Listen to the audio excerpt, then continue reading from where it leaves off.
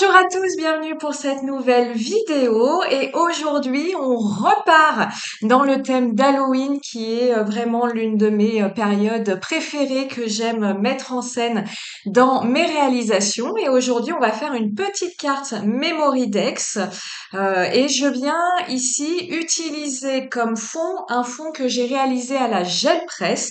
Vous avez la vidéo tuto en temps réel et commentée dans mes vidéos passées sur ma chaîne YouTube. Je vous la mettrai en lien en description de cette vidéo. Mais voilà, je vous l'ai pas remis ici parce que j'avais vraiment fait une longue vidéo tuto en temps réel de mes fonds gel presse à l'acrylique, puisqu'ici c'est de la peinture acrylique Amsterdam qui je trouve est une super marque pour euh, fonctionner à la gel presse. Voilà, et j'ai ajouté le petit brillant, vous voyez, le côté argenté, ce sont des copeaux d'argent 6X. Vous les avez en couleur argent, couleur or, couleur bronze. Voilà, donc ça c'est pour le côté argenté. Maintenant, je viens essayer d'ajouter des détails, toujours avec ma peinture acrylique. Donc ici, je voulais une ambiance très fluo, très flashy, puisque notre poupette, hein, vous avez vu la colorisation, elle est très flash. Donc je voulais vraiment rester dans cette ambiance très joyeuse, sortir des codes d'Halloween, du violet, du orange. Voilà, je voulais vraiment une explosion de couleurs. Donc je suis venue dans un premier temps avec un pochoir fleurs de Holland Create évidemment, faire des empreintes de fleurs. Malheureusement, mon acrylique est un petit peu passé en dessous de mon pochoir, simplement parce que je travaille déjà sur un fond acrylique, donc qui est très lisse, et du coup le pochoir a eu du mal à adhérer. Donc j'ai essayé, vous l'avez vu, de coller mon pochoir avec une colle en spray, une colle temporaire pour pas avoir ce côté peinture qui passe sous mon pochoir. C'était pas forcément mieux. Donc finalement, je suis venue prendre une petite éponge et je suis venue comme ça faire des petites touches de vert fluo sur mon fond de carte. Donc on voit plus tellement les empreintes de fleurs. Mais ça m'aura appris que rajouter de cette façon-là de l'acrylique sur un fond qui est déjà acrylique plus ses copeaux argent, hein, ça a joué. C'est un petit peu compliqué. Il vaut mieux faire des empreintes avec un pinceau, avec une éponge, que vouloir à l'acrylique, vouloir faire quelque chose avec le pochoir. Pour continuer à texturer mon fond, je suis venue ajouter des détails avec les ribbons de All on Create. Voilà, ici j'ai choisi un motif avec des taches, avec un quadrillage rouge-rose qui s'accordait à mon fond, mais qui était plus foncé quand même que mon fond, parce que je voulais quand même que ces détails puissent se voir. Et puis voilà, je me suis arrêtée là pour mon fond. Je trouvais qu'il était suffisamment texturé. Et puis voilà, par ces détails ajoutés par le ribbon, ça ajoute une couche un petit peu, comment on va dire, un petit peu plastique d'ajouter du ruban. Donc après, c'est difficile d'ajouter par-dessus quelque chose en plus. J'ai peut-être fait quelques projections au marqueur acrylique, on verra en fin de vidéo, mais je suis pas venue plus le travailler que ça. Je vous le redis parce que la colorisation de ma poupette, je vais avoir le temps d'y revenir. Elle est assez longue. Mon fond gel presse, hein, si vous prenez pas le temps d'aller voir la vidéo en temps réel, je vous donne quelques petits quand même détails qui ont leur importance.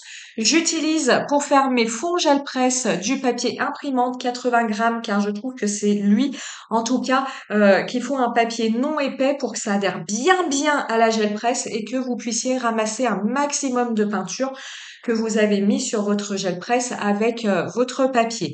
Cependant, le papier 80 grammes, c'est quelque chose de très léger, donc je suis venue le coller avec du vernicole sur du papier 250 grammes sur du papier Pantone. J'ai vraiment attendu très longtemps que ça sèche. En général, je le fais en série, c'est-à-dire que je sais ce que je vais utiliser comme fond. Donc en série, comme ça, je sors mon vernicole, je ne le fais qu'une fois. Je viens coller tout ça sur du papier Pantone. Je laisse sécher au moins, enfin j'y laisse tranquille un jour. Il faut pas un jour, hein, 1 heure, je pense, suffit. Mais Voilà, comme ça au moins je suis sûre que c'est sec et après je suis venue découper la forme de mon Memory Dex avec mon die. Si vous ne prenez pas le temps que votre fond collé sèche, hein, que le fond que vous êtes venu coller sur votre papier sèche pleinement, bah, au moment où vous allez passer votre die dans votre Big Shot, ça va en fait déchirer ce papier de 80 grammes. Je l'ai fait, donc je peux vous le dire, ça va complètement le déchirer et donner une bouillasse affreuse. Et en plus, le papier collant va venir se mettre dans les détails, dans les rainures de votre die, et vous risquez très fortement de l'abîmer. Donc vraiment, prenez le temps que ça puisse sécher. Alors, ma petite demoiselle, parlons de cette jolie demoiselle, un tampon que j'aime beaucoup, un tampon qui change. Au début, j'étais un petit peu déstabilisée parce que j'étais, comme certains, on en a échangé par message, j'étais un peu déstabilisée par le côté tête de mort parce que c'est pas forcément un motif que j'aime plus que ça, la tête de mort, même si c'est très adapté à Halloween. Donc, j'étais un petit peu déstabilisée par ça, mais qu'est-ce que j'aime sa robe, son chapeau, ses cheveux. Et au final, j'ai adoré la mettre en couleur. Et en la mettant en couleur, j'ai complètement oublié le côté tête de mort. En tout cas, il est passé vraiment en arrière-plan. Mais voilà, je comprends le message de certaines qui me disent, ah, je sais pas trop quoi en penser. Elle est super mignonne dans son habillement, dans tous ses détails. Et en même temps, le côté tête de mort peut être un peu un petit peu compliqué. Voilà, j'en profite pour vous dire que oui, j'ai eu ce sentiment-là aussi. Pour la colorisation, j'ai suivi le combo couleur qui nous est proposé par Janet Klein sur son packaging et je viens coloriser cette poupette avec mes crayons de couleur Prismacolor. J'essaye vraiment hein, d'une vidéo à une autre de changer de matériel pour pouvoir vous proposer des choses variées et que ça puisse convenir au plus grand nombre. Donc ici, les Prismacolor. Pourquoi j'ai choisi les Prismacolor? Eh ben, vous voyez, je viens de le sortir parce que dans la gamme des Prismacolor, nous avons des crayons de couleur fluo. Donc ici, je suis sur un rose fluo. Le vert que vous m'avez vu utiliser pour sa robe n'est pas un vert qui est étiqueté dans la catégorie fluo des Prismacolor, mais vous voyez, il est quand même hyper flash. Et puis, si je voulais respecter le combo couleur que nous propose Janet, eh bien, c'est dans cette gamme qu'il y avait le plus de crayons qui correspondaient aux couleurs proposées. Voilà pourquoi je me suis dirigée vers cette gamme de crayons. Comme toujours, petit détail technique qui a son importance, tamponnage à la Versafine claire. Ici, peu importe, hein, puisque je travaille pas avec de la matière humide aquarellable, donc n'importe quelle encre ferait l'affaire. Cependant, ma chouchou, c'est la Versafine parce qu'effectivement, comme son nom l'indique, c'est elle qui tamponne le plus fin et qui met bien en relief tous les détails de nos tamponnages. Mes détails qui a de l'importance, je travaille ici sur mon papier aquarelle Fontaine Florence le grain lisse en 200 grammes. Je vous le dis dans plein de vidéos en ce moment, je trouve à l'instant T, au moment où je fais cette vidéo et cette réalisation, que c'est le papier le plus polyvalent que j'ai eu l'occasion d'essayer.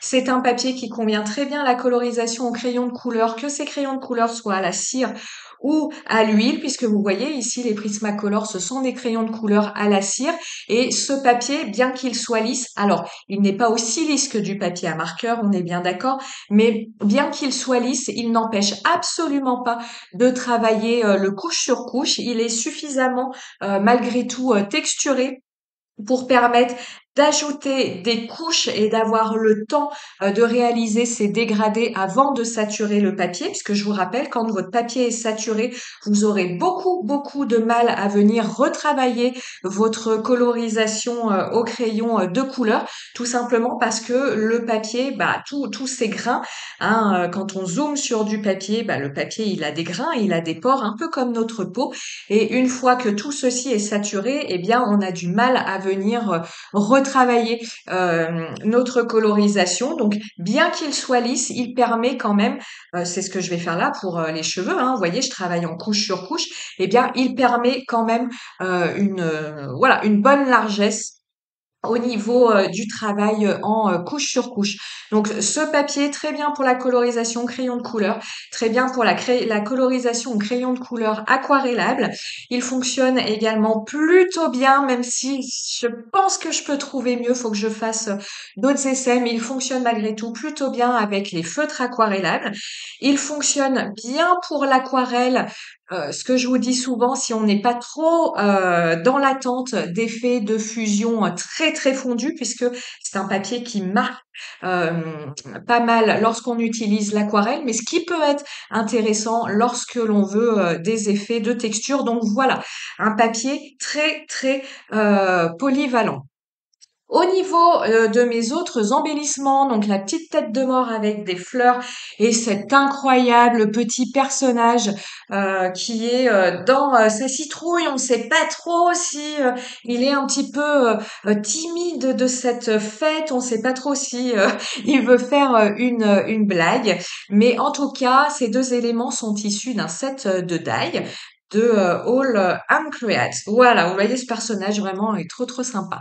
Au niveau du titre, vous voyez en haut de l'écran, j'ai fait deux essais, c'est-à-dire que mon titre, je suis déjà venue le tamponner sur un papier blanc, mais je trouvais j'ai fait des essais que venir mettre quelque chose de blanc sur mon fond qui est quand même très fluo, qui est très très coloré. Vous voyez, il y a vraiment pas de zone de blanc sur mon fond. Bah, je trouve que ça faisait un espèce de, j'ai pas d'autre mot, c'est pas très élégant, mais un espèce de pâté blanc sur le côté de ma réalisation. Et du coup, on voyait plus que ça parce que ma poupette étant très colorée, mes embellissements, mes éphéméras étant très colorés. Ben, on voyait que ce truc blanc finalement, c'est ce qui attirait le regard.